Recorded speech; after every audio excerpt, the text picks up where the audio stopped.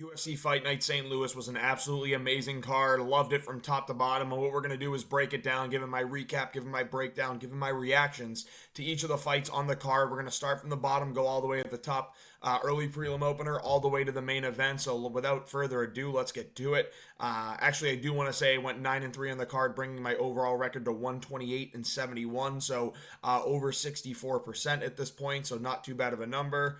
I have shrunk the wrong thing. We're shrinking the camera.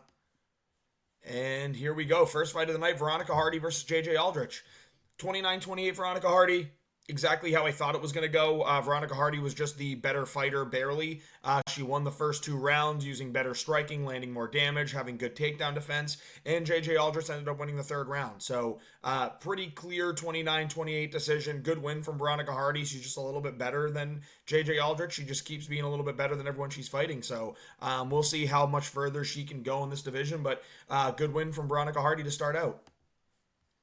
Charles Johnson versus Jay Cadley, also called this one perfectly. I thought Charles Johnson was going to be way more active and moving, maybe losing the first round, but winning the next two. He ended up winning the fight 29-28, clear 29-28, won rounds 2 and 3, knocked down Jay Cadley in the second round with a great 2. And you can see in the beginning, he was a little bit hesitant to start throwing. The takedown threats were there. The pressure from Hadley was there. Hadley ended up shooting a bunch of takedowns and got Charles Johnson to the ground like once or twice really quickly, but didn't establish any control. So Charles Johnson popped right back up and it didn't count for a takedown. So what you got to learn is Charles Johnson's takedown defense is legit. He's not staying down. You cannot hold him down there. He's just a much better grappler than a lot of these people going into these fights keep thinking he is. So great win from Charles Johnson, being more active on the feet. Very, very good lateral and in and out movements, throwing good teep kicks that really, really helped him in this fight. Threw a good amount of leg kicks that really started to tally up, and really was landing good twos. Like his two specifically was good. He was feinting the jab out a lot. He'd go jab, jab, jab, just kind of as a rangefinder, and then throw a good two. And that's ended up with knocking down Jay Cadley. He won the fight 29-28. Really good win from Charles Johnson. Billy Goff versus Trey Waters. I don't know how this is 30-27 Trey Waters. I thought that Billy Goff won this fight. I thought he won round 1, or maybe, I don't know which rounds I thought he won. I thought he definitely won round 3. I thought he won either round 1 or 2, but overall, this fight was a lot of fun. They were swinging, putting on high pressure. Billy Goff definitely won. I don't know how you have 30-27. Now, I picked Trey Waters, so I got lucky on that one. But don't worry, the judges gave it back to me on the next fight, so we'll get to that in a moment. But really, really good fight here. Billy Goff was putting on an insane pace, insane pressure, showed off a nuts chin. The pace that these guys were going at for the first 2 rounds was insane. Obviously, round 3 slowed down as they were both completely gassed out. I think they were gassed out by the end of 1, but Trey Waters really started to wilt. He was landing some good twos, landing good long-range punches.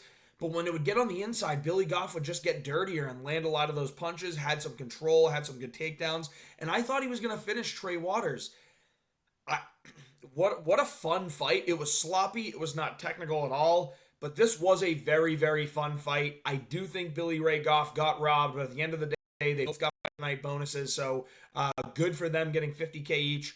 Billy Goff, man, he's fun to watch, and he's just going to put it all on the line. I'd love to see that against a dude he's given up 7 inches of reach to, or 7 inches of height, and then I have no idea how much in reach, but really, really fun, sloppy fight. Trey Waters won, but I don't think he should have, but at the end of the day, he got the 30-27 decision from 2 judges and 29-28 from 1, so this being unanimous is crazy to me, but it is what it is, because I got lucky with that win, but I got robbed on this. Tisha Pennington very clearly won this fight 29-28. You could even argue, you can't really argue 30-27 because round 2, nothing happened other than Ricci controlling Pennington against the cage. She did no damage, but she held the control the whole time, like for 4.5 minutes. So most of this control time is from round 2.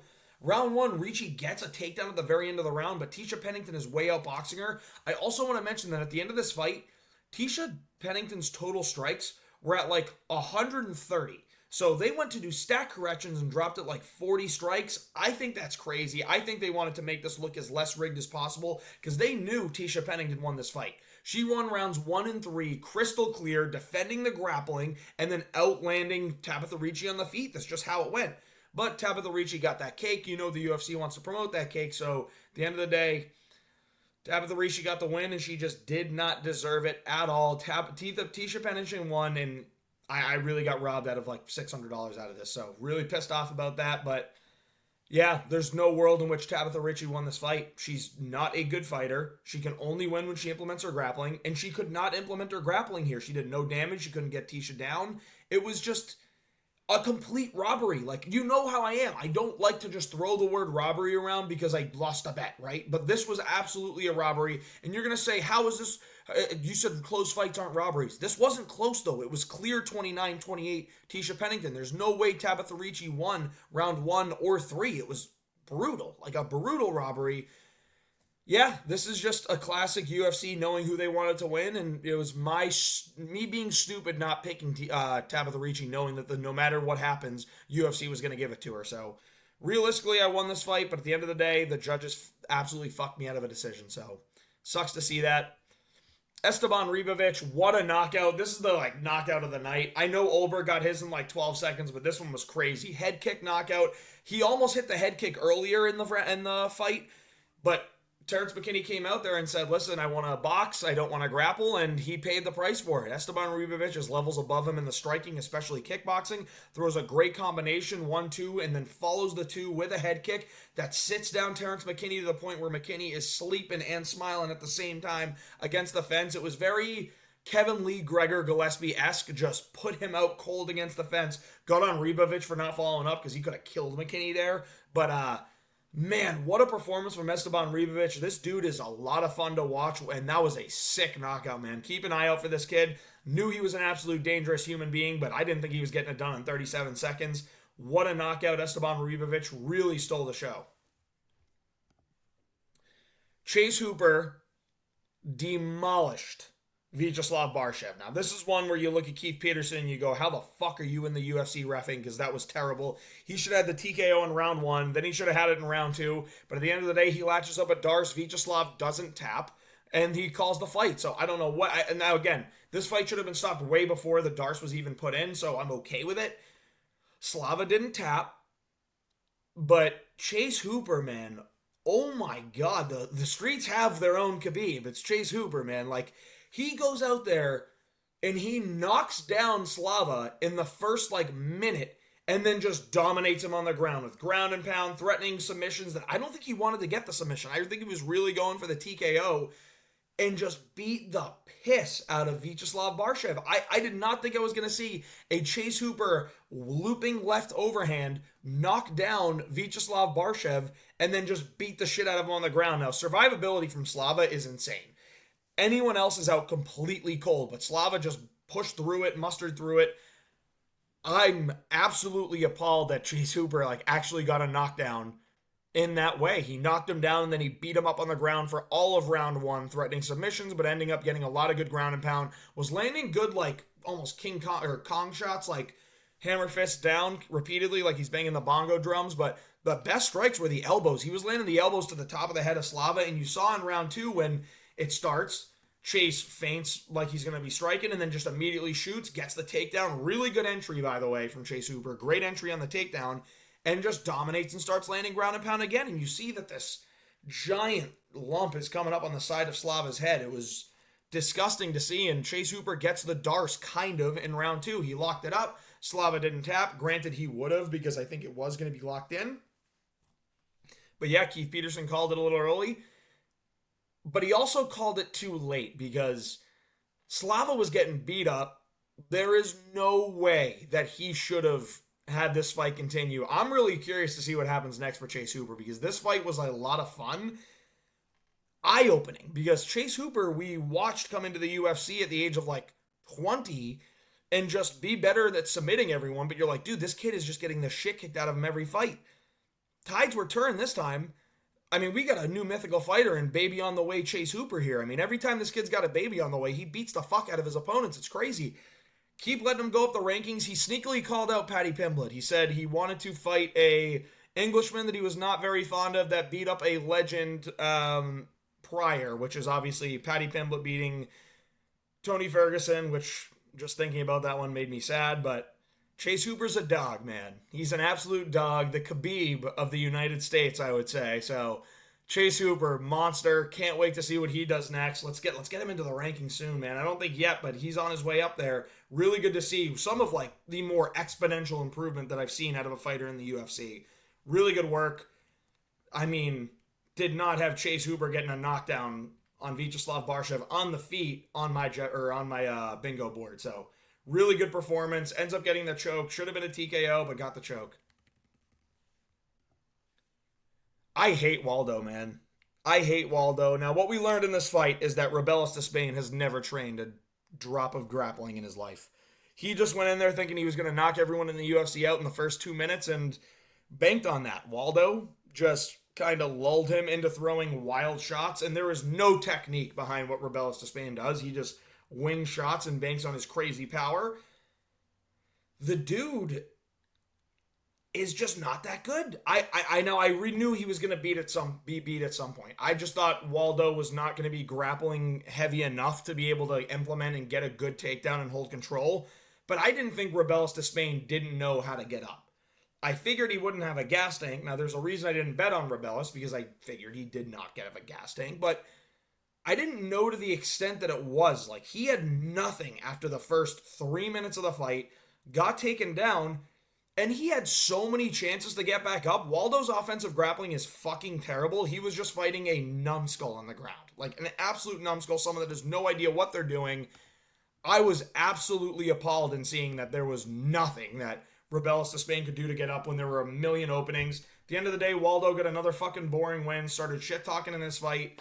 This dude just like is so unlikable. I hate watching him fight, so Waldo gets the win in the most boring fashion possible, getting the takedowns on Rebelis and just laying there. So, at the end of the day, Waldo wins. Rebelis Despain, no grappling. This dude does not stand a chance in the UFC. He's going to knock out cans, but that's all he's going to do. Alex Caceres, Sean Woodson. I think Woodson wins 29-27. I think 29-28.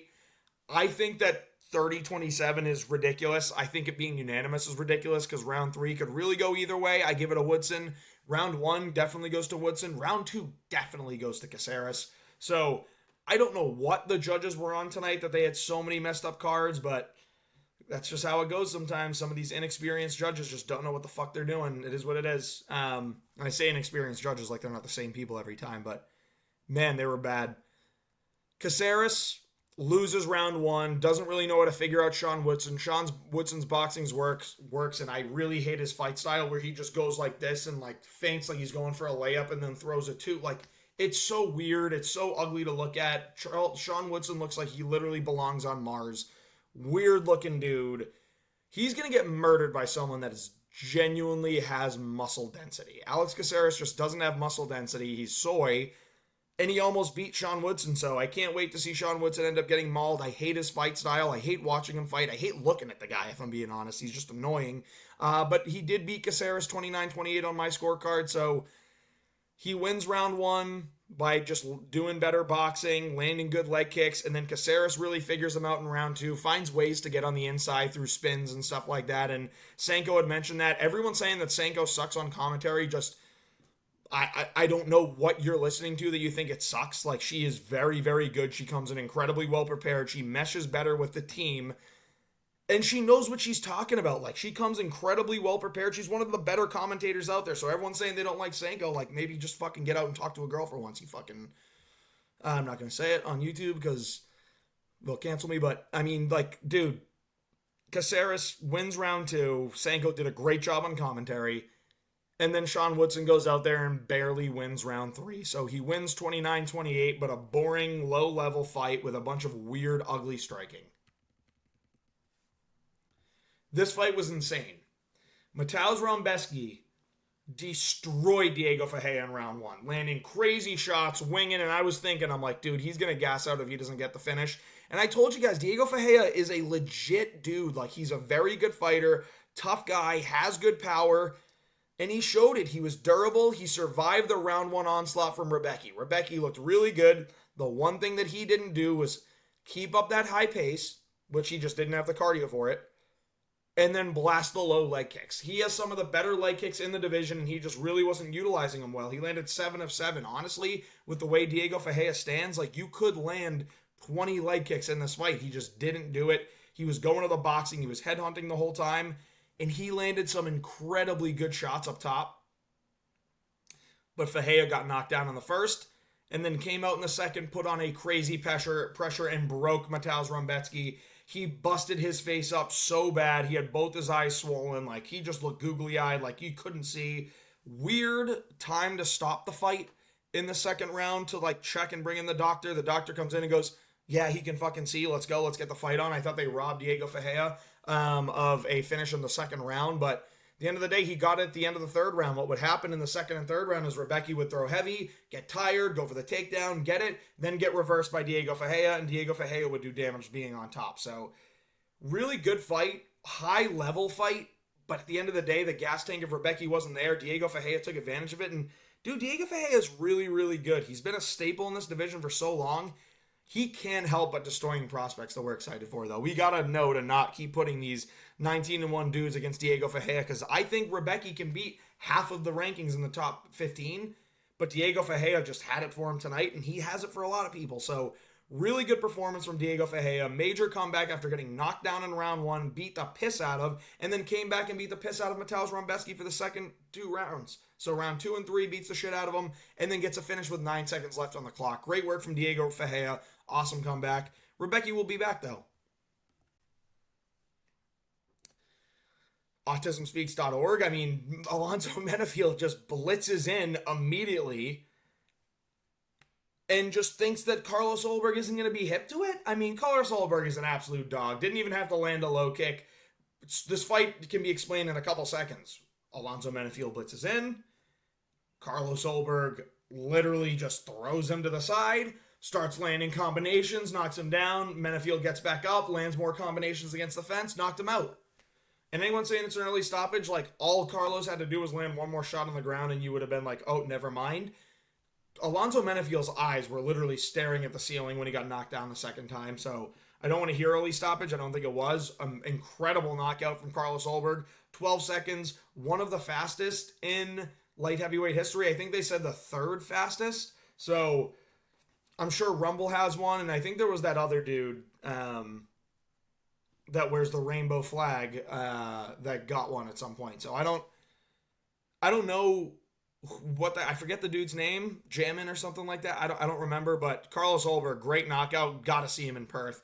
You're going to see, by the way, matchmaking's coming out a little bit later as well, and I matched up Carlos Ulberg to be on the Perth card. If you watch my last matchmaking video, you know who it's against, but if you didn't, make sure you tune into this next one. And we're going to the co-main event because Joaquin Buckley dominated Nursultan Ruziboyev. Wins round 1, gets good takedowns. Barely wins round 1, but got some takedowns, and little did I know, Nursultan Ruziboyev has 0 takedown defense. Absolutely 0. Joaquin Buckley was game. He was absolutely game to all these fights. I mean, gets the takedown in round 1, lands some good ground and pound, and then they're kind of just missing each other at range in round 1. Round 2, Buckley again implements, gets good takedowns, lands some ground and pound, starts trying to land some shots up top, but you can see he's having trouble with the range on Ruziboyev in round 2. Then round 3 comes around, and Buckley comes out there like a bat out of hell and finally starts landing on the feet, just throwing looping hooks, taking the Lucas Tracy move here. The big meaty hooks he was just swinging in there, and he got it. He was landing them, gets a knockdown, ends up landing some good ground and pound, gets more takedowns. Now, Joaquin Buckley is 6-0 against his opponents when landing takedowns, so he's not showing, like, ridiculous technique in the grappling. He's just overpowering and blasting these double legs and driving through people like you should be doing when you're taking somebody down. So, great work from Joaquin Buckley. Wins the fight on my scorecard, 30-27.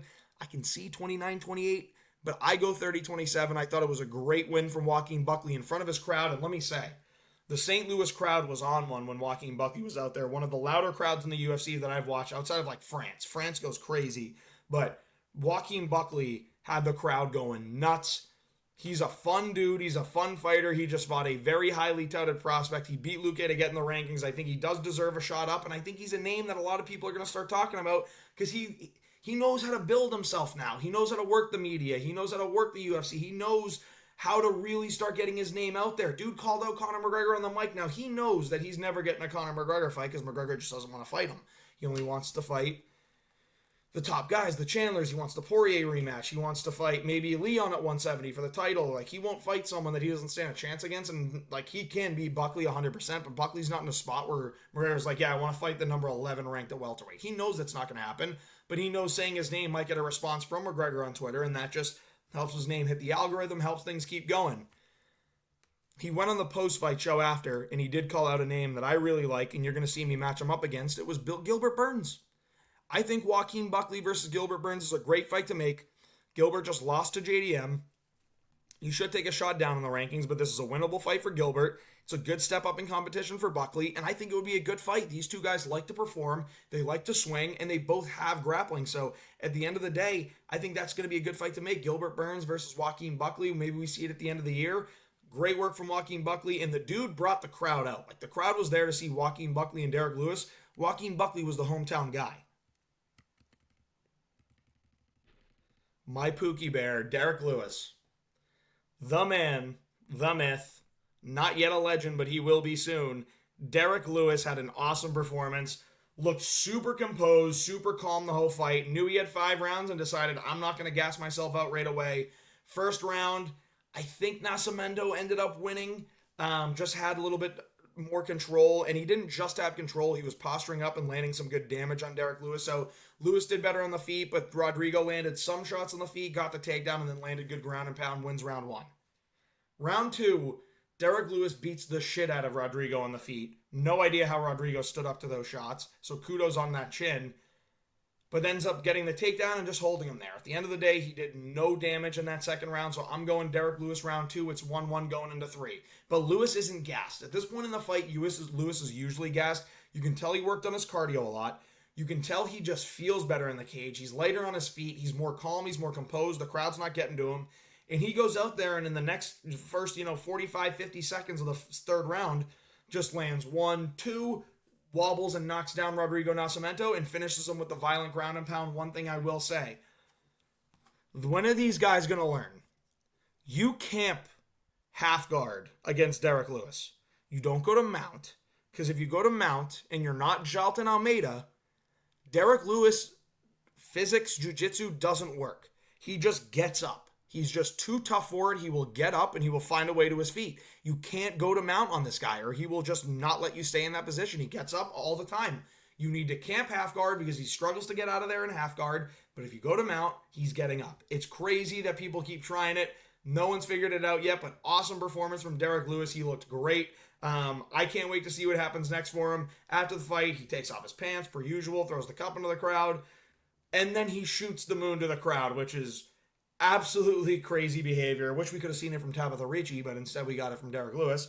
But, I mean, this guy is, anytime he fights, people want to tune in and watch just because he's going to do some stuff. He has his great post-fight interviews talking about busting his wife's guts up and, like, shit like that. Like, the dude's funny. He's just a casual human being. Like, he lives like a normal man, and then he goes out there and he just happens to be one of the hardest-hitting dudes in the world. So, Derrick Lewis, great win, third-round knockout. UFC St. Louis, overall, great card. Good to see some stars out there as well. Sadly, Tisha Pennington got robbed, and I lost a bunch of money from it. Well, I didn't lose a bunch of money. It prevented my ability to make a lot of money, but is what it is. Really good performance from Derrick Lewis, Joaquin Buckley, Esteban Ribovic. I think that, I want to say it was Ribovic got a performance bonus.